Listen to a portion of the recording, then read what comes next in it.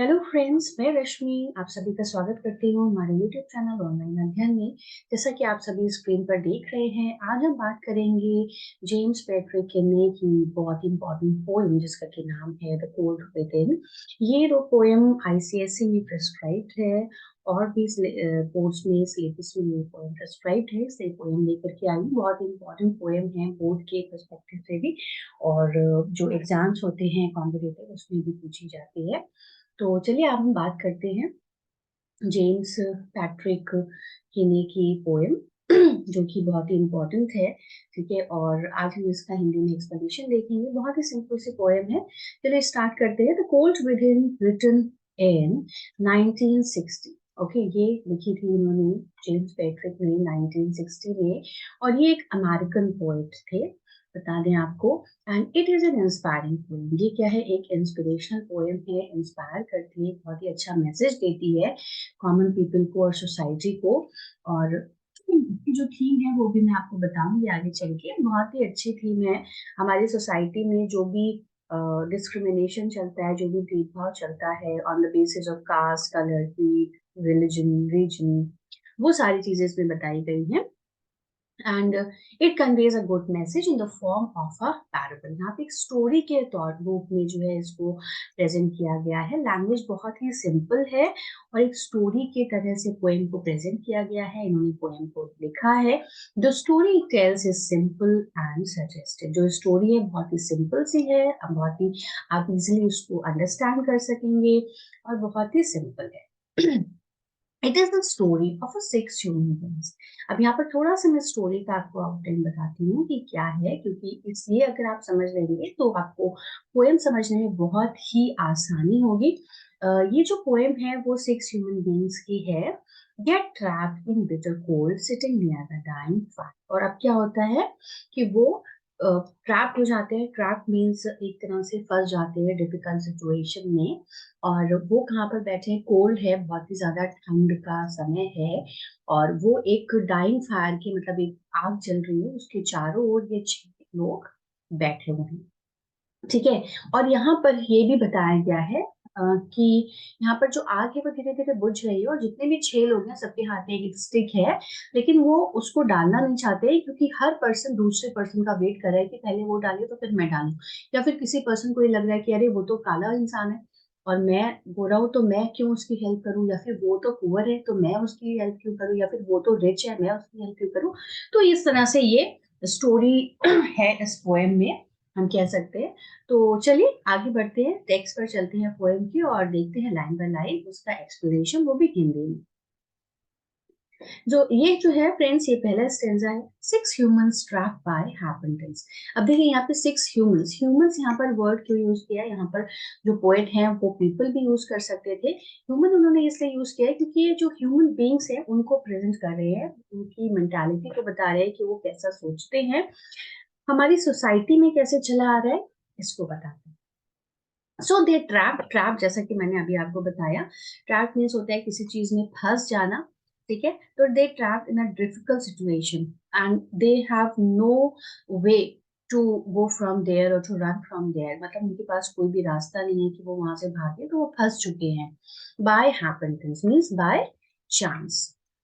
In bleak and bitter cold, एक अंधेरी और एक ठंड भरी जो है तरह से कोल्ड है, उसमें फंस चुके हैं। Each one possessed a stick of wood। सबके हाथ में क्या है, एक एक स्टिक है, किसकी, वुडन स्टिक है। और भाई आग को जलाने के लिए क्या किसकी जरूरत होती है, वुडन स्टिक की जरूरत होती है। तो सबके हाथ में, जो छह लोग हैं उनके हाथ में एक एक स्टिक है। और so the story is told, और इस तरह से ये स्टोरी शुरू होती है या फिर बताई जाती है। तो ये था हमारे पोएम का फर्स्ट स्टेंजा। आई होप कि आपको समझ में आया होगा। चलिए बढ़ते हैं अगले स्टेंजा की ओर। Their dying fire in need of logs। अब जो उनकी फायर है वो क्या है, डाइंग है। डाइंग मीन्स धीरे धीरे वो बुझ रही है। And it is in need of log, और उसके किसकी जरूरत है, लकड़ियों की। अगर उसमें और लकड़ियां डल जाए तो वो फायर जल जाएगी। बट द फर्स्ट वुमन, अब यहाँ पर देखिए जो सबसे पहले उसमें आता है, किसका जिक्र आता है, एक वुमन का। Held hers back, hers means उसके हाथ में जो स्टिक है वो उसको पीछे कर लेती है। Why, for because of the faces around the fire. क्यों? क्योंकि उसने जो फेस देखा फायर के चारों ओर जो लोग बैठे हैं उसमें से उसने एक को नोटिस किया और उसने क्या देखा? She noticed one was black. और उसने देखा कि उसमें से एक जो पर्सन है वो क्या है? ब्लैक है। इसलिए उसने क्या किया? अपनी जो हाथ में स्टिक थी उसको डालने के बजाय, आग में डालने की बजाय उसको पीछे कर दिया। चलिए अगले स्टेंजा की ओर चलते हैं। The next man looking across the way saw one knot of his church. ठीक है, अब देखिए जो नेक्स्ट मैन है उसने क्या किया?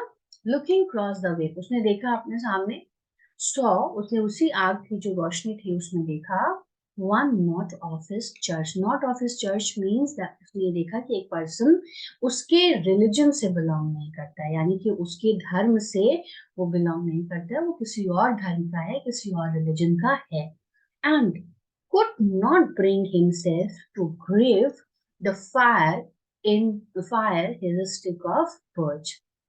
और इसीलिए वो उस स्टिक जो थी, जो लकड़ी की स्टिक थी उसको फायर में नहीं डालता है, वो पीछे कर लेता है, वो मतलब डाल नहीं सक रहा। क्यों नहीं डाल सका? क्योंकि उसने देखा कि उस ग्रुप में एक ऐसा पर्सन बैठा हुआ है जो कि उसके रिलीजन से बिलोंग नहीं करता है, वो किसी और धर्म का है, किसी और रिलीजन से बिलोंग करता है। तो आई होप आपको इतना समझ में आया होगा। चलिए बढ़ते हैं अगले स्टेंजा की ओर। The third one sat in tattered clothes। अब जो थर्ड मैन था वो कैसे बैठा था? वो बैठा था बिल्कुल पुराने फटे हुए से क्लोथ्स में। He gave his coat a hitch। अब वो क्या करता है? वो अपनी कोट को हिच मीन्स जो है थोड़ा सा मतलब टाइट करता है, थोड़ा सा अपने आगे खींचता है, वो क्योंकि टैटर्ड क्लोथ्स में बैठा हुआ है तो वो अपने आप को मतलब, यहाँ पर हिच का एक सिंबॉलिकल मीनिंग ये है कि इट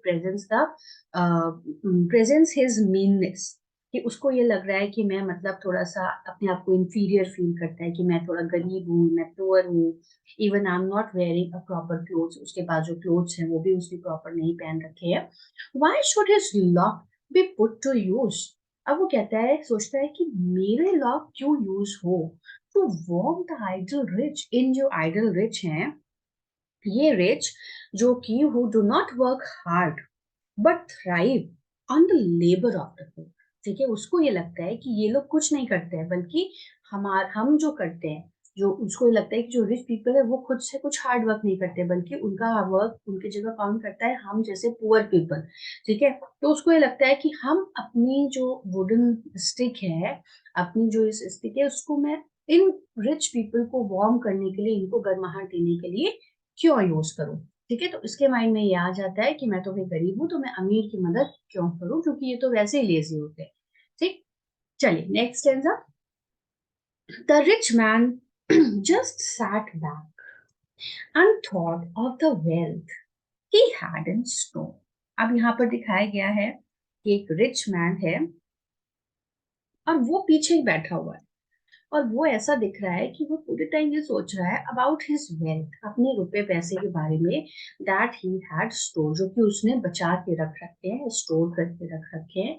और वो ये सोच रहा है कि मैं कैसे and how to keep what he had earn, मतलब उसने जो कुछ भी अभी तक कमाया है वो उसको कैसे बचा के रखे, कैसे? From the lazy shiftless poor. ठीक है, इन लेजी विदाउट एनी एम्बिशन, जिनके पास मतलब शिफ्टलेस का मीनिंग होता है कि without ambition to succeed in life, और या फिर आप कह सकते हैं नॉर्मल शब्दों में लेजी। ठीक है, तो कहता है कि मैं इन लेजी पुअर के लिए, जिनके पास मतलब जो कुछ भी नहीं करना चाहते, उनसे मैं अपनी जो अर्न मनी है उसको मैं कैसे बचा करके रखूं। ठीक, जबकि यहाँ पर उसको ये नहीं सोचना चाहिए, यहाँ पर उसको सोचना चाहिए कि मैं अपनी लाइफ कैसे बचाऊं। जबकि वो क्या बचाने की बात सोच रहा है? अपने कमाए हुए पैसों को, जबकि वो एक रिच मैन है। ओके, अगर वो उसको ये सोचना चाहिए कि अरे मैं रिच हूँ, अगर मेरी लाइफ बच जाती है तो मैं ऐसे और पैसे कमा लूंगा, लेकिन वो यहाँ पर क्या सोच रहा है? वो सोच रहा है कि मैं इन पुअर पीपल से अपने पैसे को कैसे बचाऊं जो कि मैंने स्टोर करके रखा हो। चलिए नेक्स्ट स्टेंजा की ओर चलते हैं। And the black man's face bespoke revenge। अब यहाँ पर एक ब्लैक मैन को प्रेजेंट किया गया है।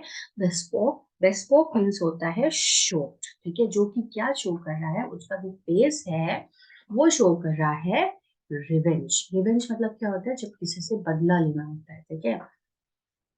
As the fire pass from his side, जब उसकी जो फायर होती है उसकी तरफ से जो गुजरती है, तब उसका फेस उस रोशनी में आता है और उस रोशनी में दिखाई देता है कि उसके चेहरे पे कितना ज्यादा रिवेंज है, फुल ऑफ हेट्रेड है, कितना ज्यादा नफरत है उसका, उसके मन में या उसके चेहरे पे दिखाई पड़ रहा है। किसके लिए? For all he saw in his stick of wood was a chance to spit despite the white. Okay.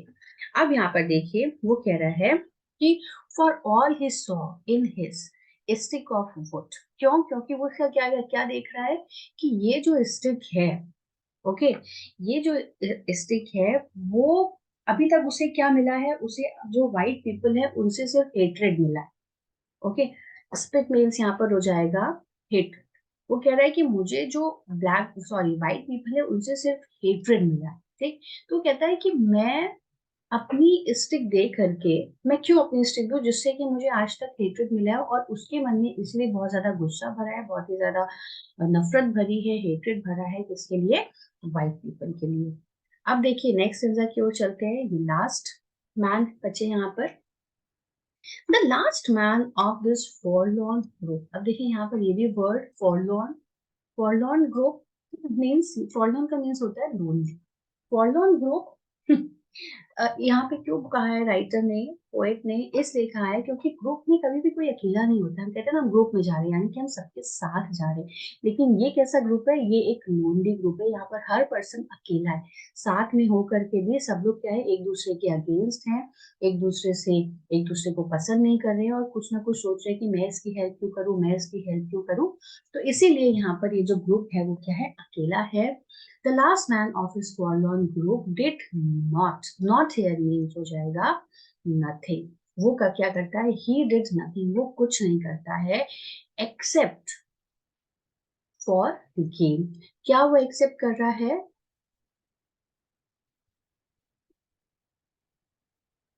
वो एक्सेप्ट कर रहा है, वो एक्सपेक्ट कर रहा है कि उसको क्या मिलेगा, उसको जो है अ, उसके बदले में वो कुछ देना नहीं चाह रहा है, बल्कि वो देना चाह रहा है। ठीक है, वो इसलिए नहीं कर रहा है, वो सोच रहा है कि पहले कोई डाले तब मैं डालूंगा।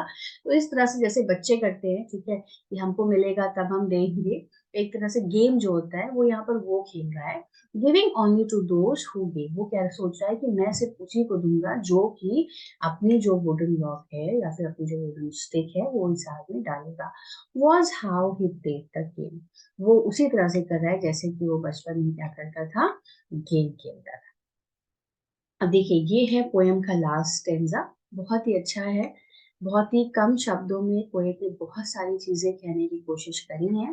There locks held tight in death still.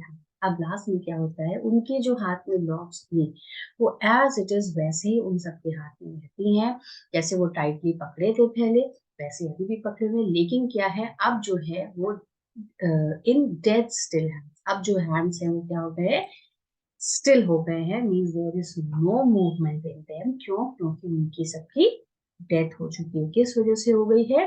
ठंड की वजह से, कोल्ड की वजह से। अब आगे पता चलेगा किस कोल्ड की वजह से उनकी डेथ हुई है। वॉज प्रूफ ऑफ ह्यूमन सिन। ठीक है, वो ये कहते हैं कि ये क्या है, ये प्रूफ है ह्यूमन सिन का। ह्यूमन बींग्स के अंदर क्या सिन है, मतलब क्या खराब चीजें हैं या क्या उन्होंने पाप किए हुए हैं उनके माइंड के अंदर, उनके दिल के अंदर, ये चीजों को प्रेजेंट करता है। दे डिड नॉट डाई, इसीलिए वो यहाँ पर कहते हैं, देखिए लास्ट दो लाइन्स में, they did not die from the cold without. वो कहते हैं कि वो they did not die because of the cold outside, जो कि वो फेस कर रहे थे, जिसमें कि वो ट्रैप हो गए थे, but they only died because of the cold with in. मतलब उनके अंदर जो कोल्ड था, यानी कि उनके अंदर जो खराब फीलिंग्स थी, जो हेट्रेड थी, जो रिवेंज था, ये जो सेंस थे उनके अंदर, उनकी डेथ किसकी वजह से हुई? इस वजह से हुई, ना कि इस वजह से कि जो बाहर की ठंड थी। इसीलिए वो कहते हैं they all died because they were too selfish to help other. वो इतने ज्यादा सेल्फिश थे कि वो किसी की हेल्प नहीं